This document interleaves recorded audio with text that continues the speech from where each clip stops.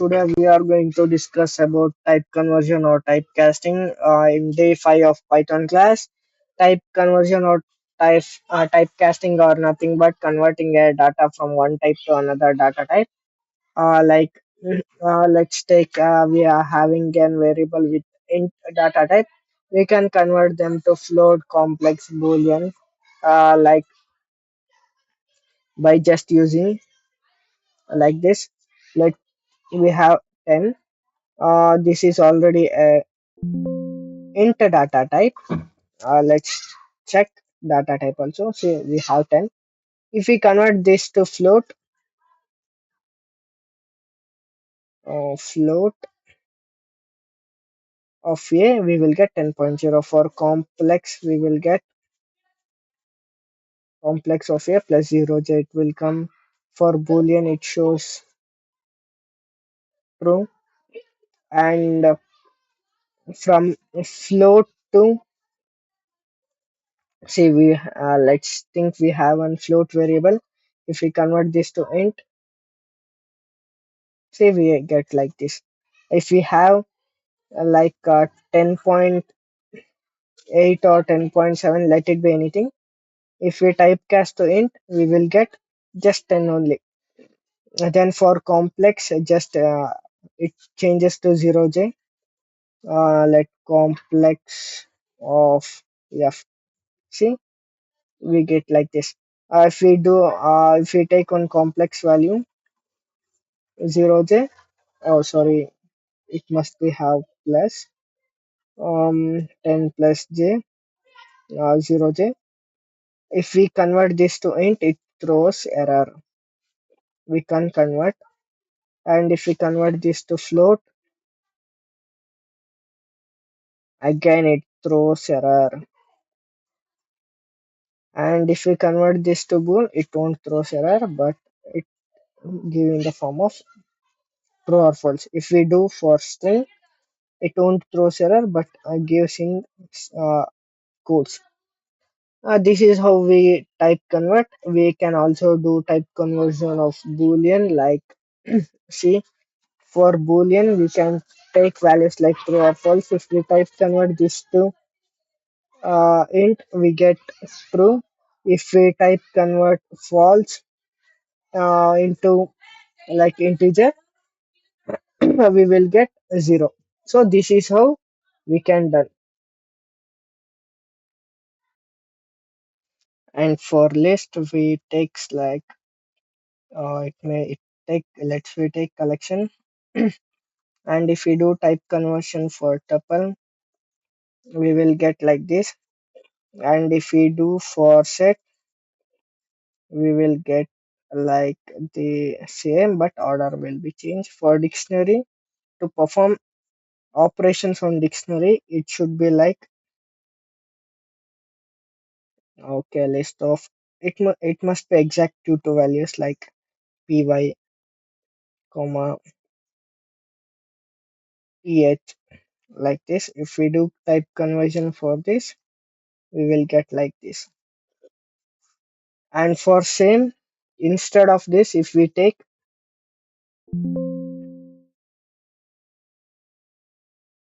same, we can perform list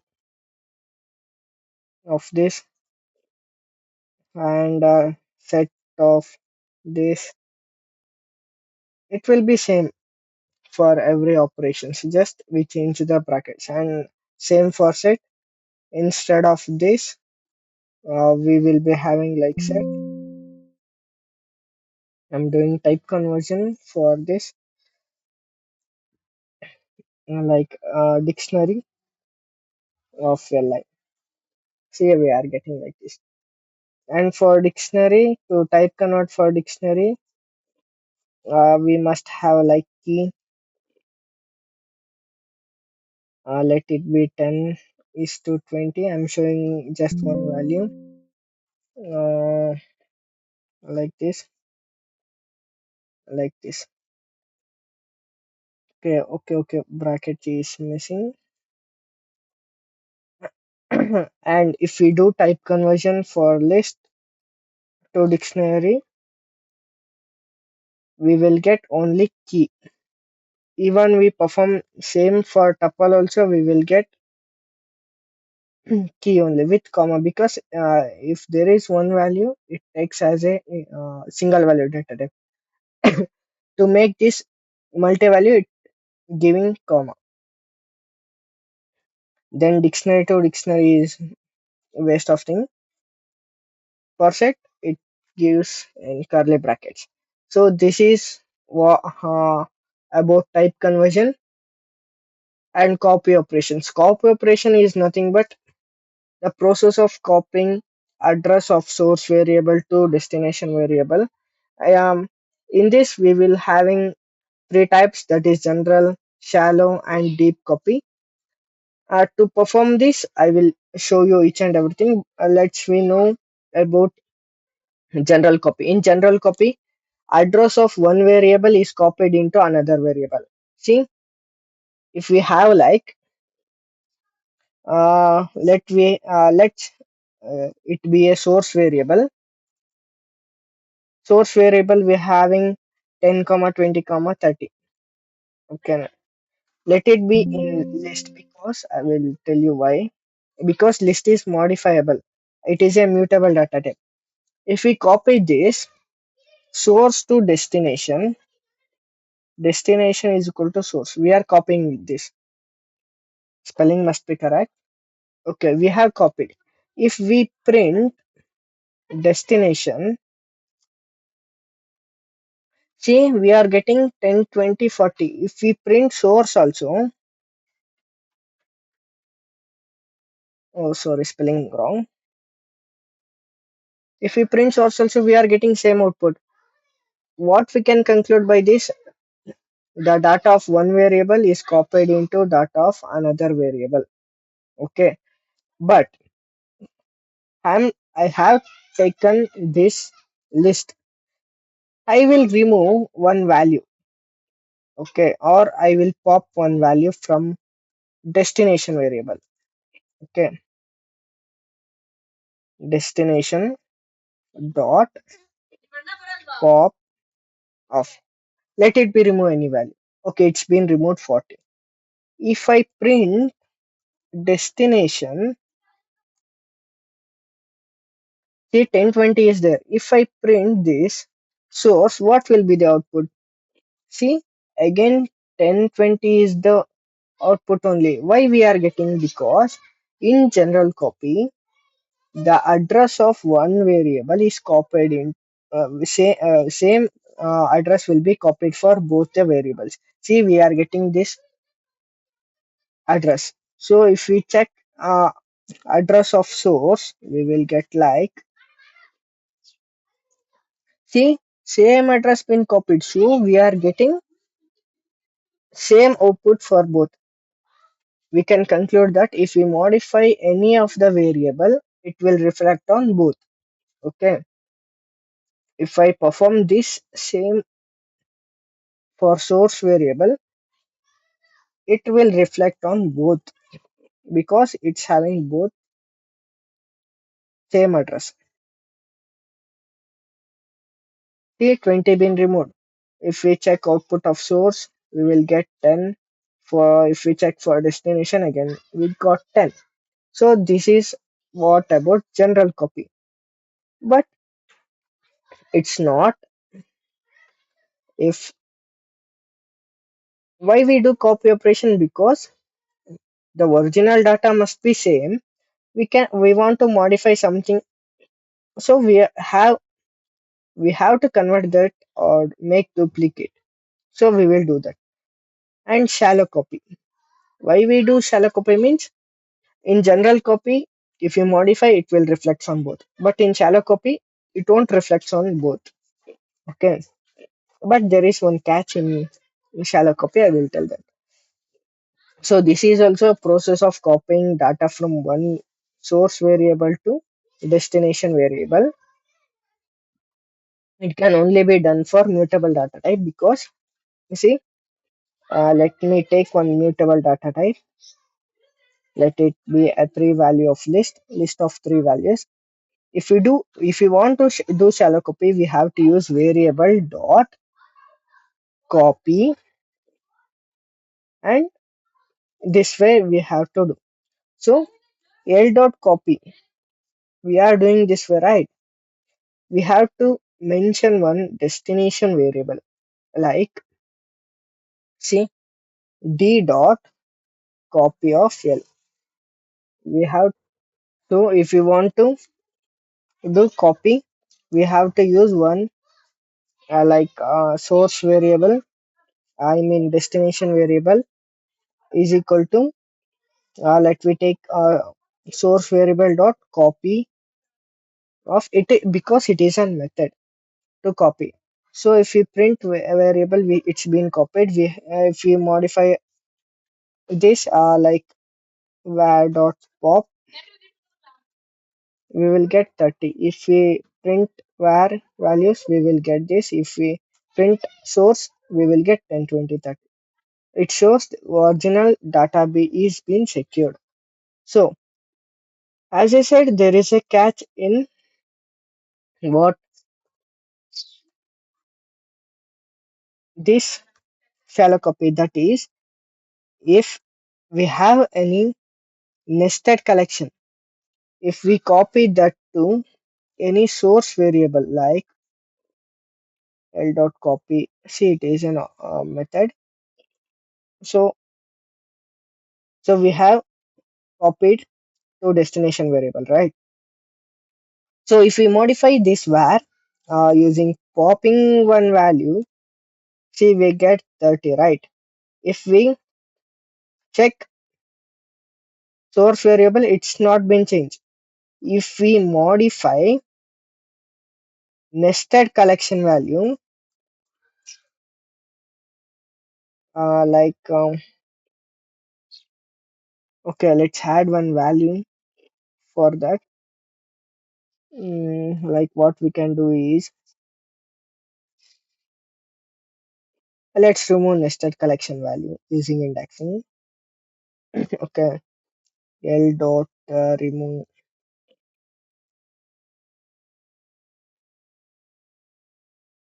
l of, okay, let's say remove nested collection value. See, it's throwing error, right? Not in list because three, it's we are giving value. Okay, if we remove like,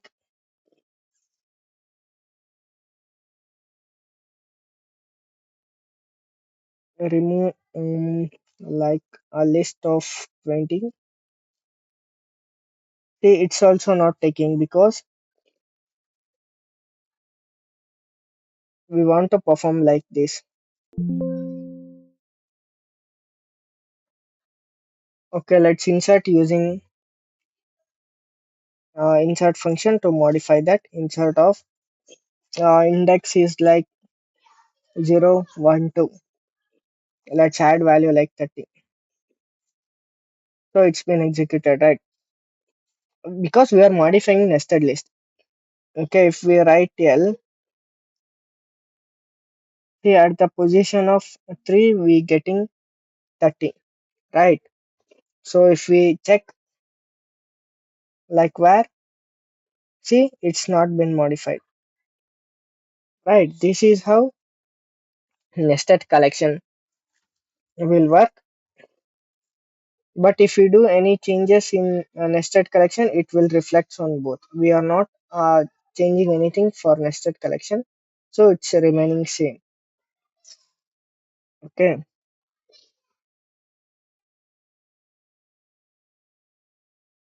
okay, let's perform deep copying.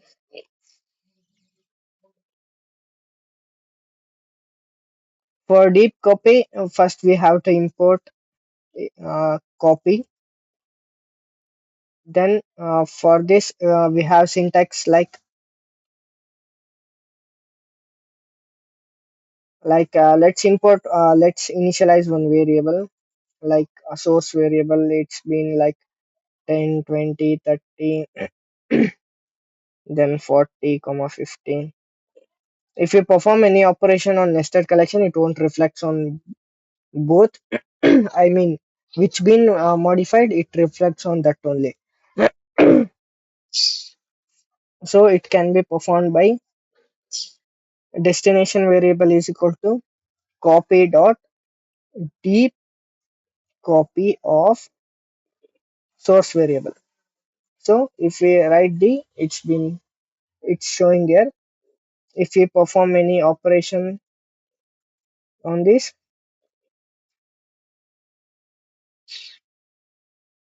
it won't reflect on any of these variables.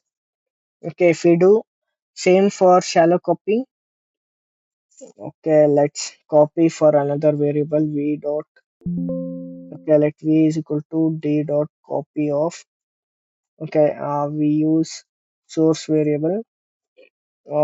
If we pop, okay, it's been popped. If we see source variable, it is been there, and if we see variable, it's been here. Okay, for nested collection, we also want to change completely. We can use a deep copy. We want nested collection as same, but outer values must be changed. Then we have to use shallow copy. Then input and output statements. Input and output statements like taking input from the user, we will use like one variable is equal to input of like any statements enter string, because if we use only just input, it takes value as an string only. Okay, if we print, see, it's taking in the form of string. So if we want to convert or type convert, if see like value is equal to, I want number as an input, but if we use this input enter like enter value, if we use like this, if we enter 10, if we print that value, we will get in that in the form of string. To escape from this, we have to use like int of enter value, and see enter value, it's showing, let's enter 10.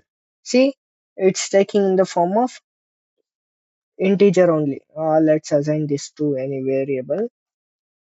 Like if we give 20, if we print val, see, it's taking the form of integer only. And if we want to take inputs as list, tuple as tuple, or string as string, like integer as integer, we have to use one function called eval function. Let it be eval, eval of input. It evaluates the given input and given in exact form. Enter any input. If we use like this, if we enter 10, 20, 30 as a list input, if we print this, we get in the form of list only. Okay. If we execute this again, if we enter in the form of integer, we will get in the form of integer. We actually don't use eval normally, because it's we use it inside the oops, not in everywhere. Don't tell everywhere about this. Just you must know what is this. Okay, because it is an unsecured input type. So output statement is like we have to use print to print any value or print any variable. So this for shell we don't use this print statement, but when we go and create new file, we have to use print statement, or else we won't get any output. See, we are not getting output if I enter n number of times. So for that we have to like we have to save this first. then we will get output as 10. See, we have to use this print statement. And in print statements, we can use like if we see, I will write on program like for I in. I will tell you what about looping statements. Range of 1 comma 10. See, uh, print of I. If I run this, see I'm getting output one by one. So I don't want like this. I want one after the other. Like we have to use this end equals like one space. So if we run this, we get like this. See, before output and after output. So we can use like this in the print statement. I don't want space. I want like star in between those outputs. I can use star in between them. See, I'm getting this star.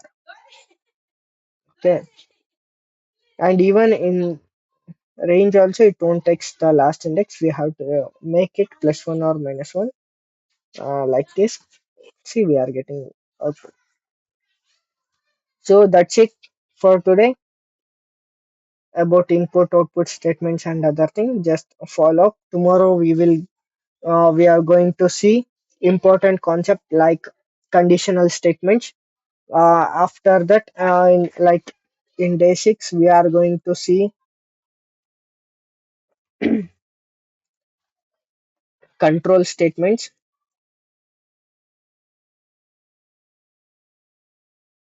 In control statements, we having conditional statements,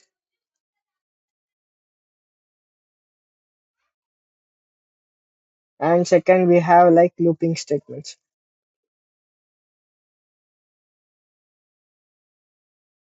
See, this we will discuss tomorrow on both of these things. In this we have four types, and for this we have two types. Once we complete these these two topics, we will solve many problems based on this. So don't miss. Thank you for today. Please do subscribe.